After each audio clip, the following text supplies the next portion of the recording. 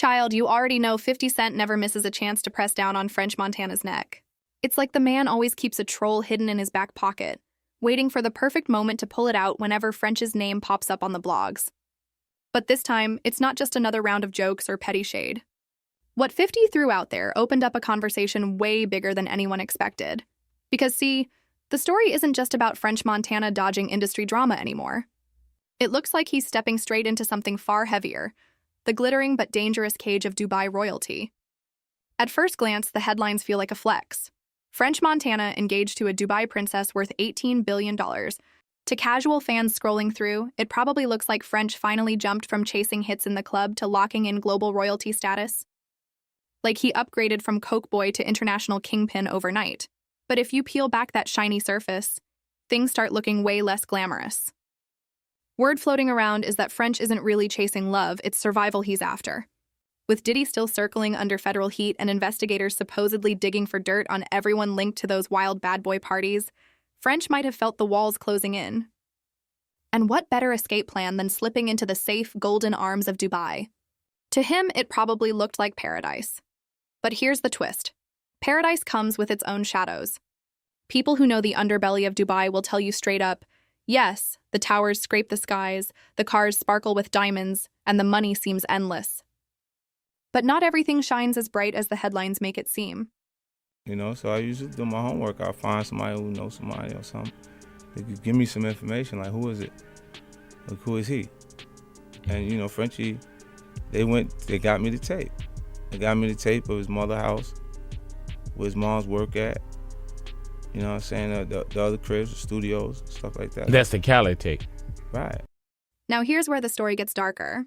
Some of those very royals French is linking himself to have carried rumors around them for years. Rumors so wild, they make Hollywood scandals look tame, almost like reruns on the Disney Channel. Whispers about certain princes with dangerous appetites, stories of pretty boys being collected like trophies, and of Western celebrities being flown out for things too disturbing to even print. These whispers didn't just pop up yesterday. They've been floating around the underground for a long time.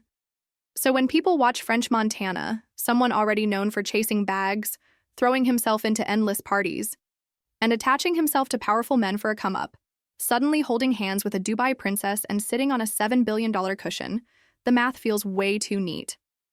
Nobody's saying he couldn't actually love her, but most folks think the bigger motivation isn't romance. It's survival, and this is exactly where 50 Cent's shade hits hard. When he jokes that French got bought, he's not only talking about the engagement ring. He's hinting at something heavier, the perception that French didn't escape the game, he just switched players. Instead of being tied to Diddy's mess, he might now be locked into another world where the rules are written by men with unlimited wealth and zero accountability. That's the sting of irony. French thought Dubai was his safe exit, his way to distance himself from the fire back home. But if even half of those stories about the princes hold truth, then all he really did was step out of bad boys' flames straight into Dubai's stove. And the difference is brutal. Feds might move on, strike deals, or back off eventually. But Dubai royalty? They don't play temporary. They play for keeps. So what looks like a $7 billion safety plan to outsiders might actually be another golden cage. French may have bought himself some time. But the real question is, what price is he paying for that survival? It comes out, like we said, and now you have real deals on the table.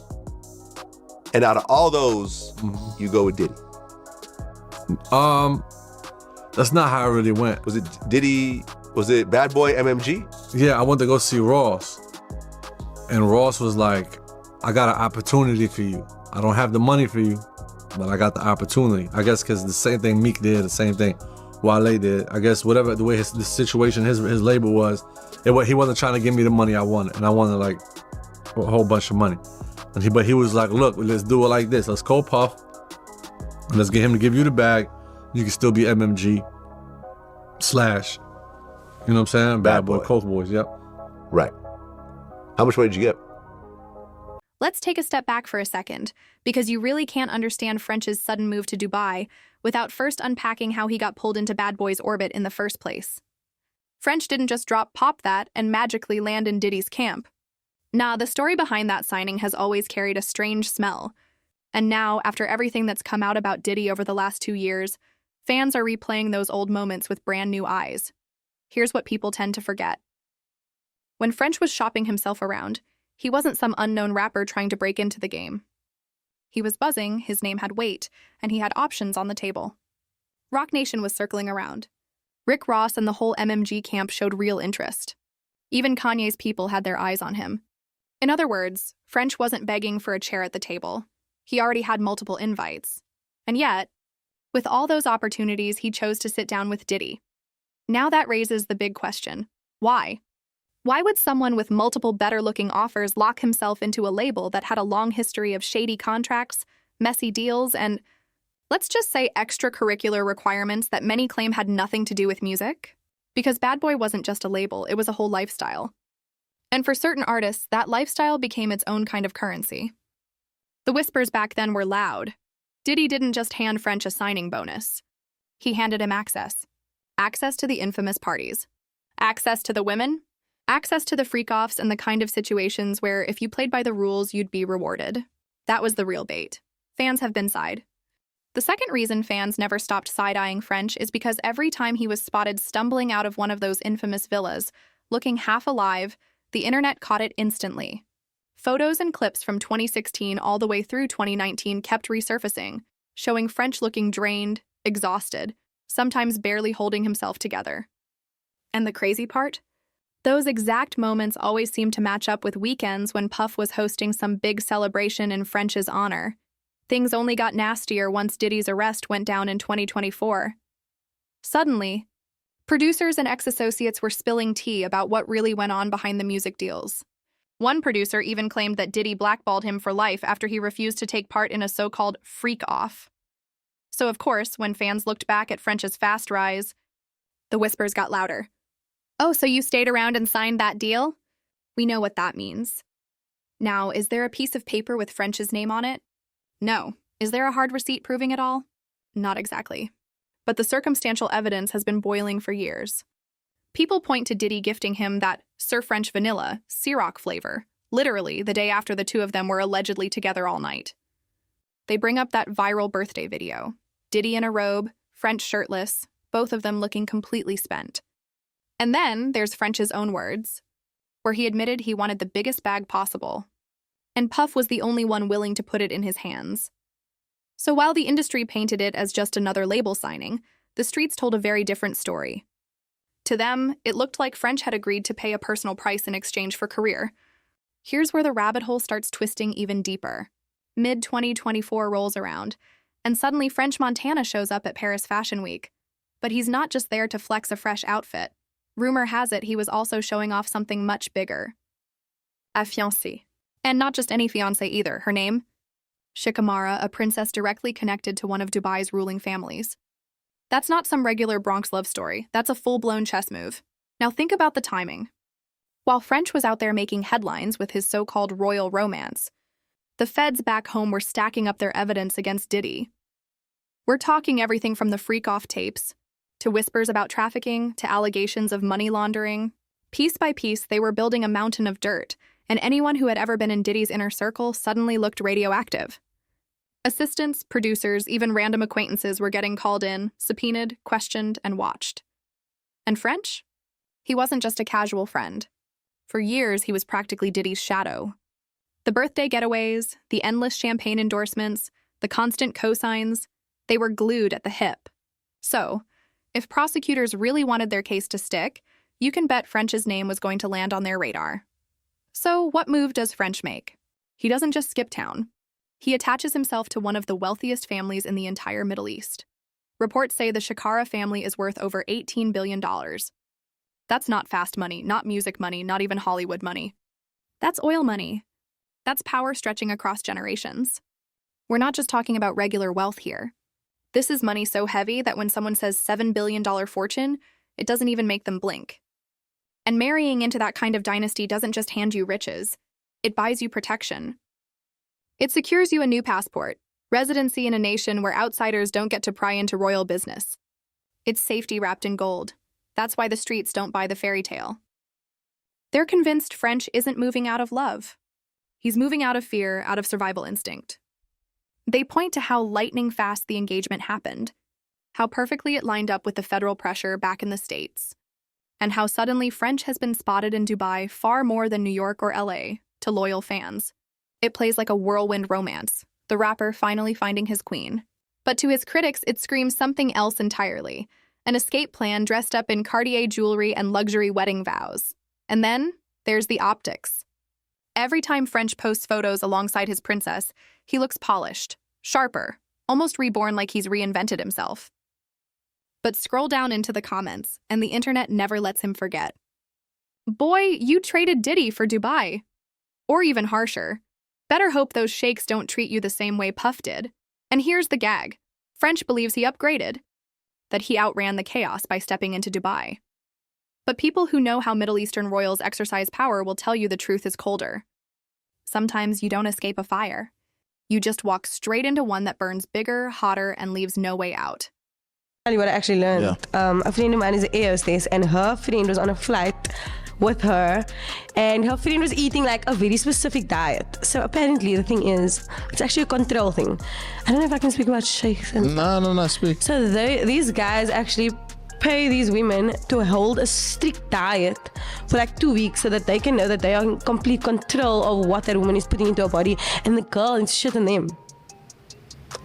Wow.